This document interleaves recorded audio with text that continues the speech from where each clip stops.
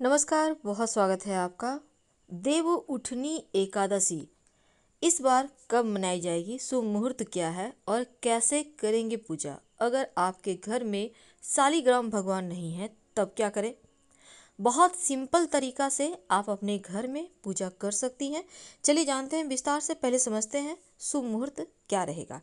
देखिए, देव उठनी एकादशी, जिसे हम देवोत्थान एकादशी या तुलसी विवाह के नाम से भी जानते हैं, इस बार 22 नवंबर की रात 11:03 पर आरंभ होगा और समापन 23 नवंबर की रात 9:01 पर होगा।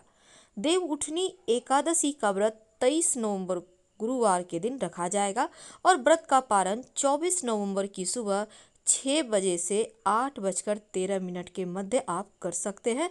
अति शुभ रहेगा। देवोत्थान एकादशी के दिन से भगवान विष्णु 4 महीने की योग निद्रा से इस दिन बाहर आते हैं और सृष्टि का कार्यभार संभालते हैं। और देव उठनी एकादशी के दिन से भगवान विष्णु पाताल लोक को छोड़कर बैकुंठ धाम आ जाते हैं।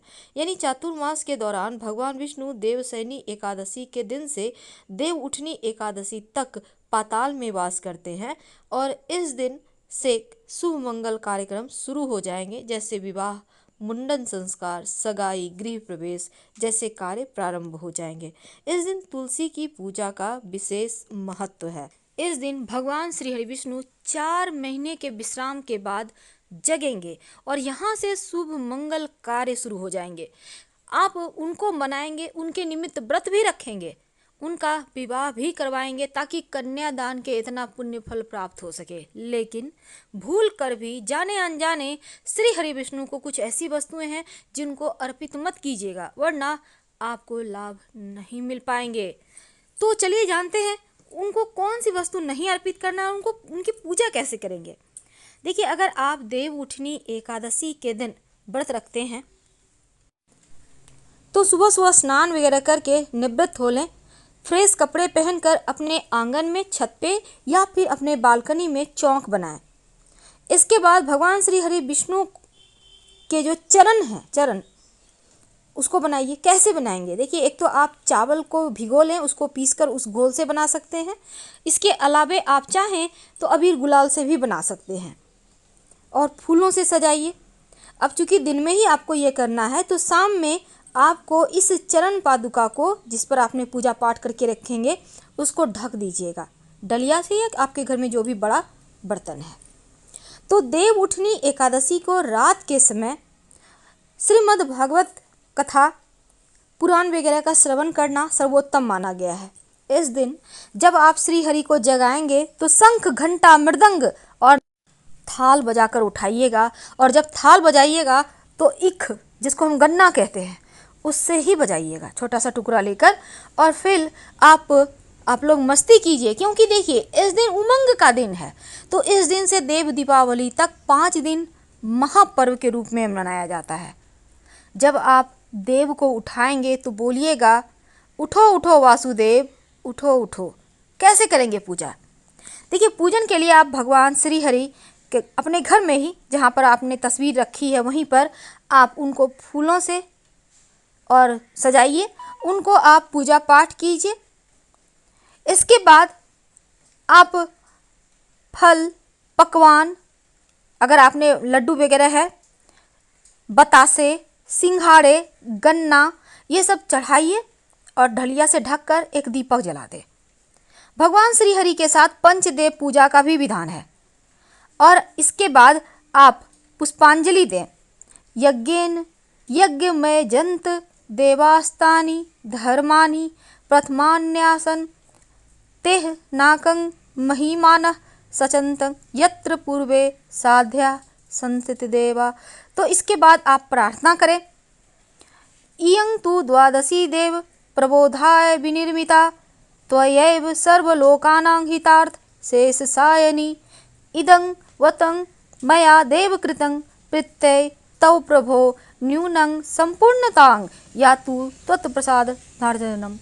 इसके बाद प्रहलाद, नारद, पराशर, पुंडरीक, व्यास, अम्बरीश, सुक, शौनक आदि भीष्मादि भक्तों का स्मरण कर चरणामृत, पंचामृत का प्रसाद वितरण करें।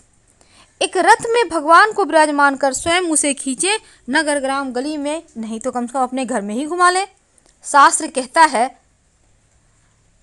कि वामन भगवान 3 पद भूमि लेकर विदा हुए थे। उस समय दैत्यराज बलि ने वामन जी को रथ में विराजमान कर स्वयं उसे चलाया था, और ऐसा करने से समुस्थिते ततो वैष्णव क्रिया सर्वा पर्वते के अनुसार यह था, भगवान विष्णु योग निद्रा को त्याग कर सभी प्रकार की क्रिया करने में प्रवृत्त हो जाते हैं।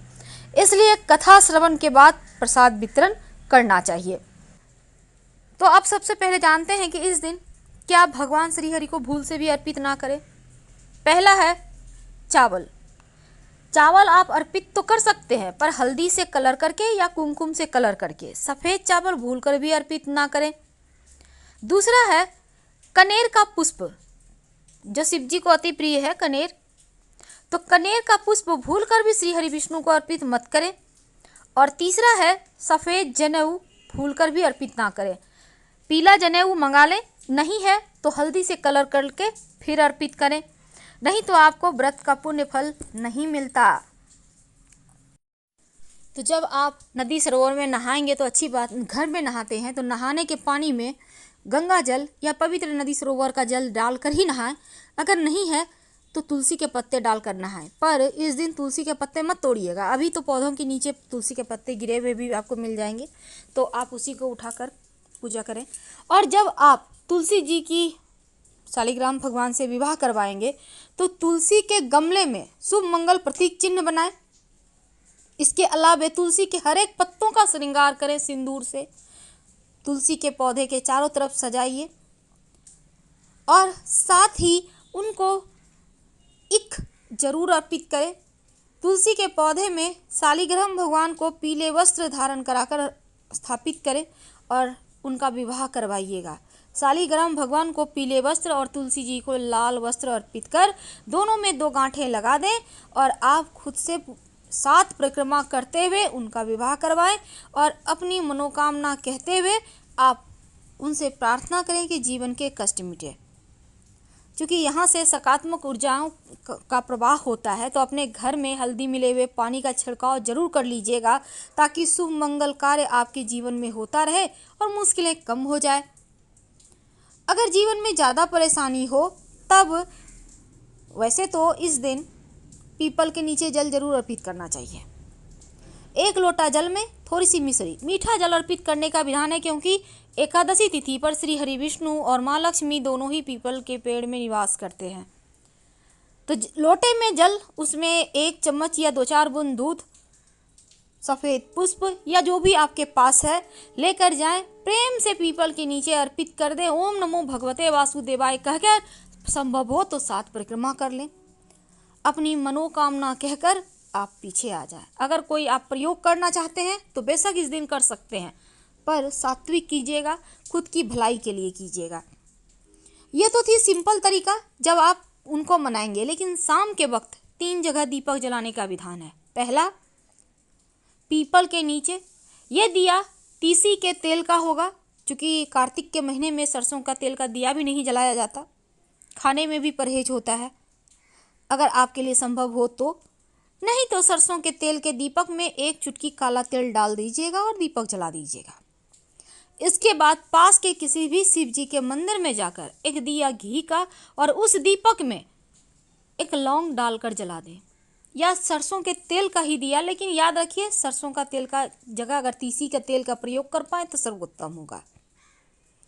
तीसरा दिया अपने घर में तुलसी जी के नीचे ऐसा जलाइए कि ना पूरी रात नहीं भी जल पाए तो कम से कम आधा घंटा तो जले। सिंपल सा चीज़ है।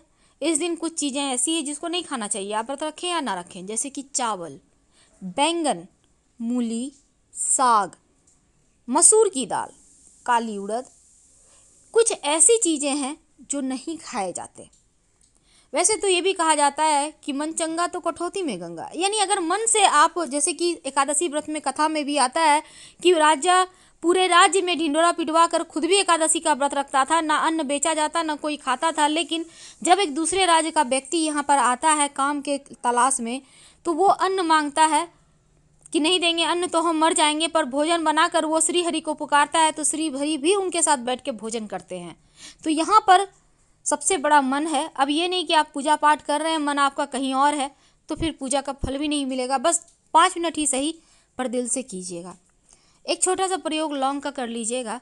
अगर कोई लंबे समय से मनोकामना अटकी हुई है, पूरी ही नहीं हो पा रही है, तब एक लौंग, एक सिक्का लेकर अपनी मनोकामना कहते हुए तुलसी के पौधे में दबा दें, गाड़ दें। जब मनोकामना पूर्ण हो जाए तब लौंग तो गल जाएगा मिट्टी में, लेकिन जो सिक्का है उसको निकाल कर पास के किसी मंदिर के दान पेटी में डाल दीजिएगा। हम आपसे विदा लेंगे। हर हर